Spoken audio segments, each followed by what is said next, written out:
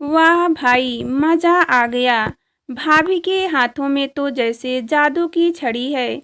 बस खाने पर घुमा देती है और खाने वाला समझ ही नहीं पाता कि खाना खाएं या अपनी अंगुलियां चाटें। मयंक ने दो चार कौर खाते ही हमेशा की तरह खाने की तारीफ शुरू कर दी तो रसोई में फुलके सेकती सीमा भाभी के चेहरे पर मुस्कुराहट तैर गई। पास ही खड़ी महिमा के भीतर कुछ दरक सा गया, मगर उसने हमेशा की तरह दर्द की उन किरचों को आंखों का रास्ता नहीं दिखाया। दिल में उतार लिया, अरे भाभी, महिमा को भी कुछ बनाना सिखा दो ना। रोज रोज की सादी रोटी सब्जी से हम ऊब गए। बच्चे तो हर तीसरे दिन होटल की तरफ भागते हैं। मयंक ने अपनी बात आगे बढ़ाई तो लाख रोकने की कोशिशों के बावजूद महिमा की पलकें नम हो आई। इसके पास कहाँ इतना टाइम होता है जो रसोई में गप्पे एक ही काम होगा, या तो कलम पकड़ लो या फिर चकला बेलन।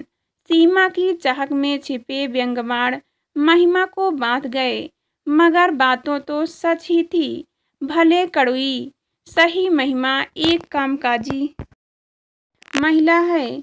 सरकारी स्कूल में अध्यापिका महिमा को मलाल रहता है कि वह आम गृहिणियों की तरह अपने घर को वक्त नहीं दे पाती। ऐसा नहीं है कि उसे अच्छा खाना बनाना नहीं आता, मगर सुबह उसके पास टाइम नहीं होता और शाम को वह थक कर इतनी चूर हो चुकी होती कि कुछ एक्स्ट्रा बनाने की सोच भी नहीं पाती। महिमा सुबह 5 बजे उठती है, सबका नाश्ता खाना बनाकर 8 बजे तक स्कूल पहुंचती है। दोपहर 3 बजे तक स्कूल में व्यस्त रहती है। उसके बाद घर आते आते इतनी थक जाती है कि यदि घंटा भर आराम ना करे तो रात तक चिड़चिड़ाहट बनी रहती है। रात को रसोई समेटते समेटते 11 बज जाते हैं। अगले दिन फिर वही दिनचर्या। इतनी व्यस्तता के बाद महिमा चाहकर भी सप्ताह के 6 दिन पति या बच्चों की खाने नाश्ते की फरमाइशें पूरी नहीं कर पाती। एक रविवार का दिन उसे छुट्टी के रूप में मिलता है, मगर यह दिन बाकी 6 दिनों पर भारी पड़ता है। सबसे पहले तो वह खुद ही इस दिन थोड़ा देर से उठती है। फिर सप्ताह भर के कल पर टलने वाले काम भी इसी दिन निपटने होते हैं। मिलने जुलने वाले दोस्त रिश्तेदार भी इसी रविवार की बाट जोहते हैं। इस तरह रविवार का दिन मुट्ठी में से पानी की तरह फिसल जाता है। क्या करें महिमा, अपनी गोलिन मिटाने के लिए वह बच्चों को हर रविवार होटल में खाने की छूट दे देती है।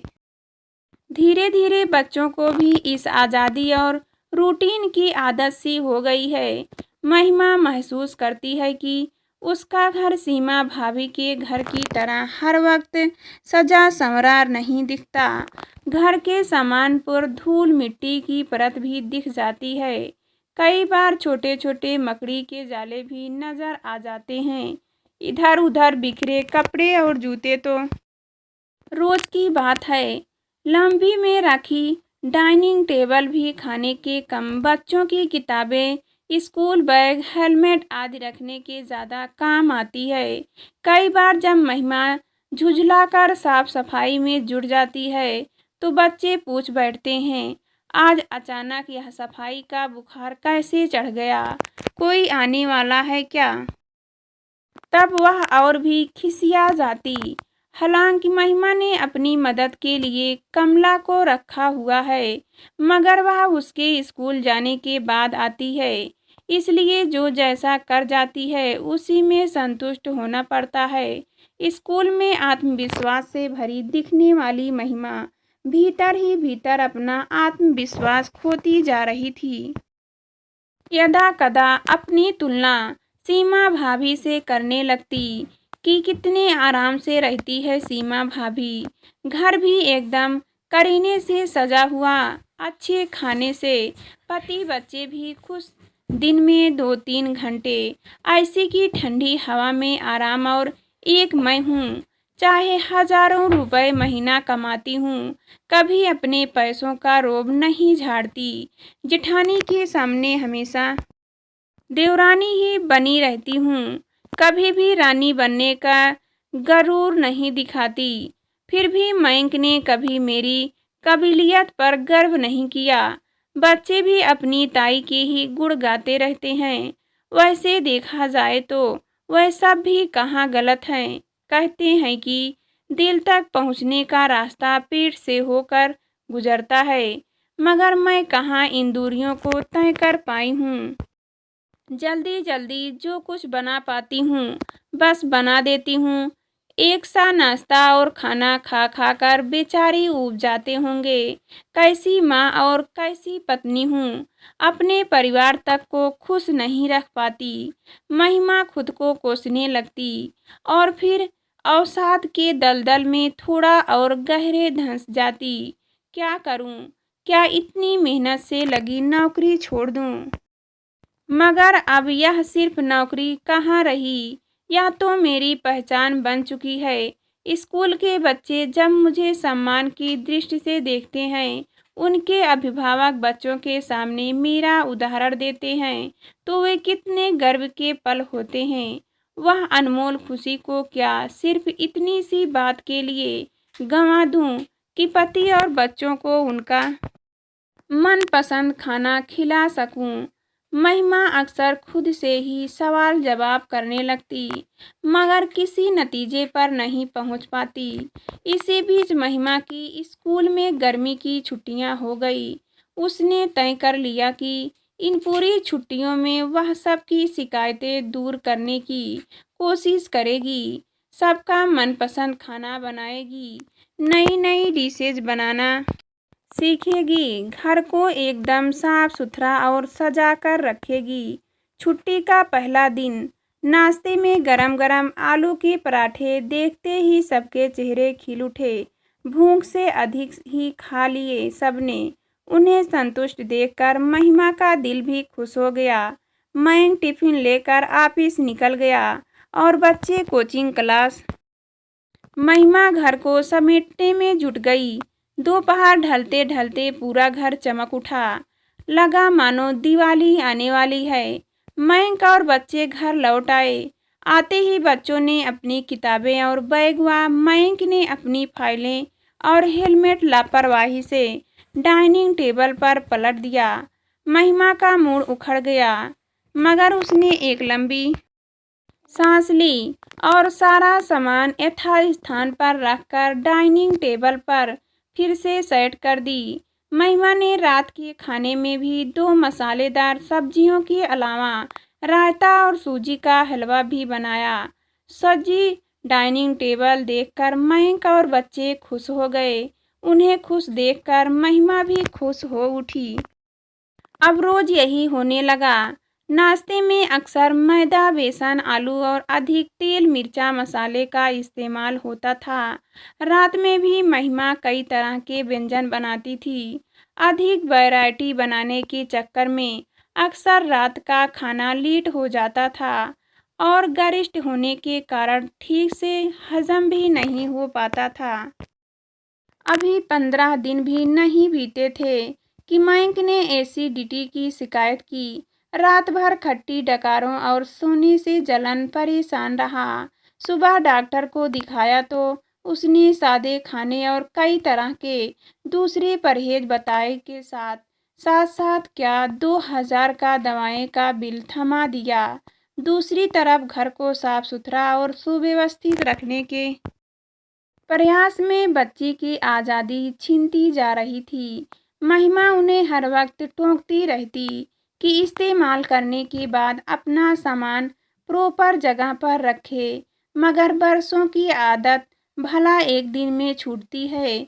और फिर वैसे भी अपना घर इसलिए तो बनाया जाता है ताकि वहाँ अपनी मनमर्जी से अपने तरीके से रहा जाए। माँ की टोका टाकी से बच्चे घरवाली फीलिंग के लिए तरसने लगे, क्योंकि घर अब होटल की तरह लगने लगा था। घर को संवारने और सबको मनपसंद खाना खिलाने की कयावत में महिला पूरा उलझी रहने लगी। हर वक्त कोई ना कोई नई डिश या नया आइडिया उसके दिमाग में पकता रहता। साफ सफाई के लिए भी दिन भर परेशान होती। कभी कमला पर झल्लाती तो कभी बच्चों को टोंकती। नतीजन एक दिन रसोई में खड़ी खड़ी महिमा घास खा रही कर गिर पड़ी। मयंक ने उसे उठाकर बिस्तर पर लिटाया।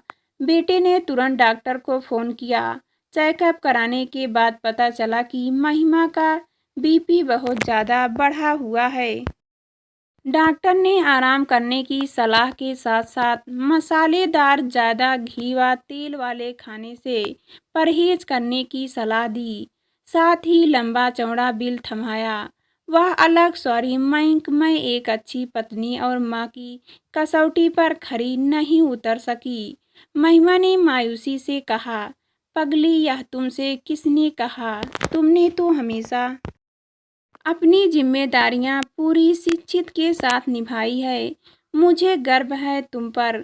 मयंक ने उनका हाथ अपने हाथ में लेते हुए कहा। तो फिर वे हमेशा सीमा भाभी की तारीफें, वह सब क्या है? महिमा ने संयम से पूछा। अरे बावली, तुम भी गजब करती हो। पता नहीं किस आसमान तक अपनी सोच के घोड़े दौड़ा लेती हो। मयंक ने ठहाका लगाते हुए कहा। महिमा अचरज के भाव लिए मुंह खोले उसे देख रही थी। जब हमारी सगाई हुई थी उसके बाद से ही सीमा भाभी के व्यवहार में परिवर्तन नजर आने लगा था। उन्हें लगने लगा था कि नौकरी पेशा बहू आने के बाद घर में उनकी अहमियत कम हो जाएगी। यह भी हो सकता है कि तुम उन पर अपने पैसों का रोब दिखाओ, बात बात में उनकी तारीफ करते हैं ताकि वे किसी हीन भावना से ग्रस्त न हो जाए। मगर इस सारे गणित में अनजाने से ही सही हमसे तुम्हारा पक्ष नज़रअंदाज होता रहा। हम सब तुम्हारे गुनाहगार हैं।